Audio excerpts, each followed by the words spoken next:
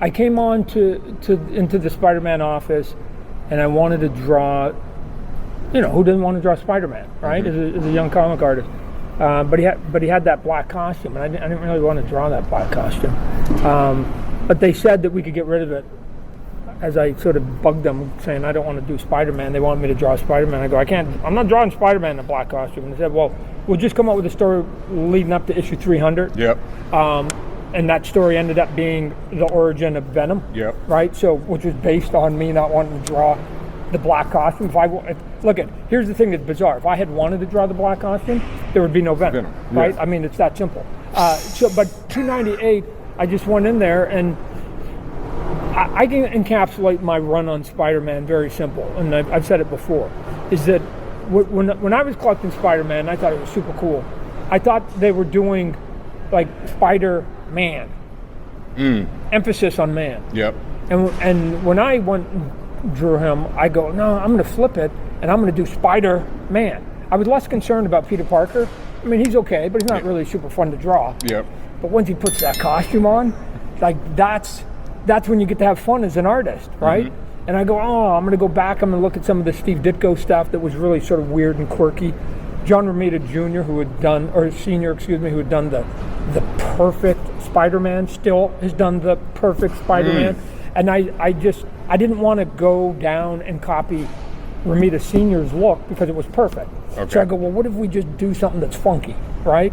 And so I go, he's a spider, so let's start treating him like a spider. I think his poses should feel a little more insect.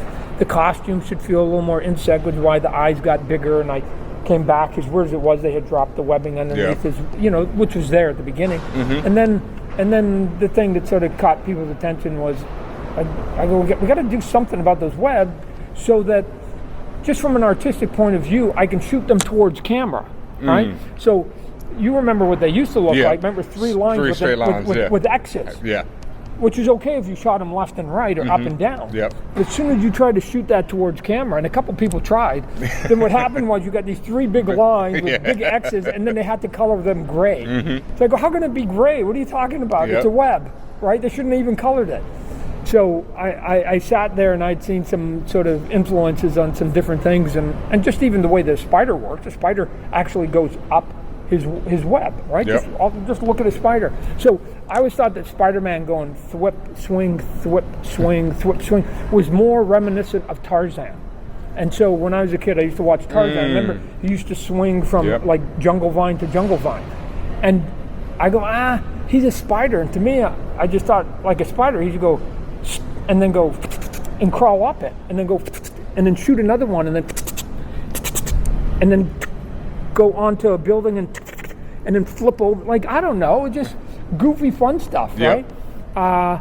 And as you, on top of that, just from an ego point of view, as a young creator, you're out in a sea of other creators and in a sea of books, and you're trying to figure out how do you get any attention.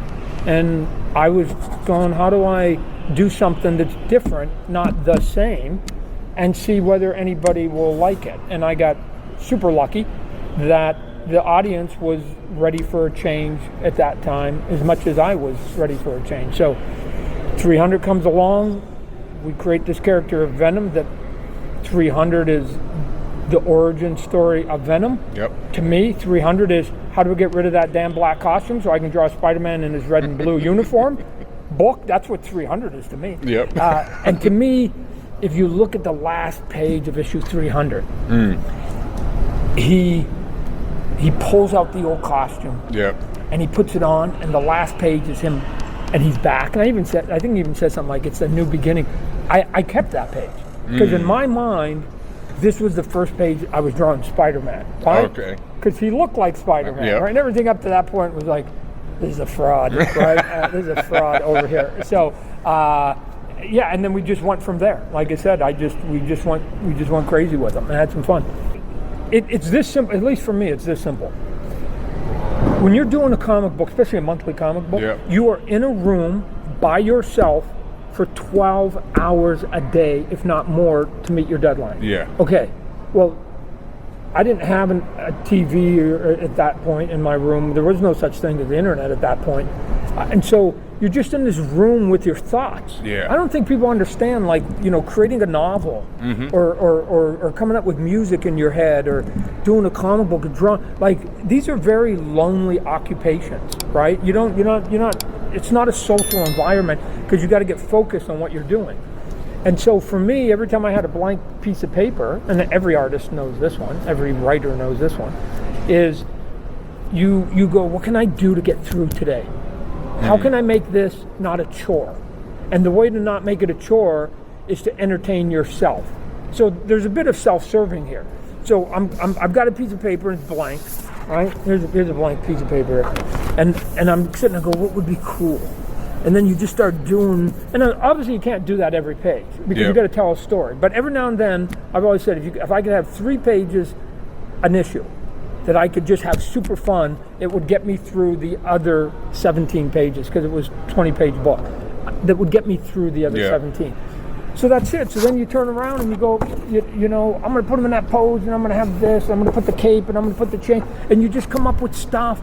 So when I was doing the Hulk, I go, what would be cool with the Hulk, the Gray Hulk? I go, I'm going to make him like all big and hunched over. I'm going to make his skin all crackly like an elephant or a rhinoceros. It's going to feel leathery. I didn't want to make it the same, which is smooth. So you could give me any character, and within 3 issues, I will have come up with something that makes it fun for me and hopefully isn't offensive to the readers. And for Spider-Man, it happened to work because I think he was in a bit of a status quo, and people were just ready for a bit of a change and went, oh my gosh. So when I updated Mary Jane to modern clothes, like she's still wearing 1969 clothes, it was like, oh my God, she was a supermodel at that point. So supermodels wear nice clothes. It was like it was a shock to the system.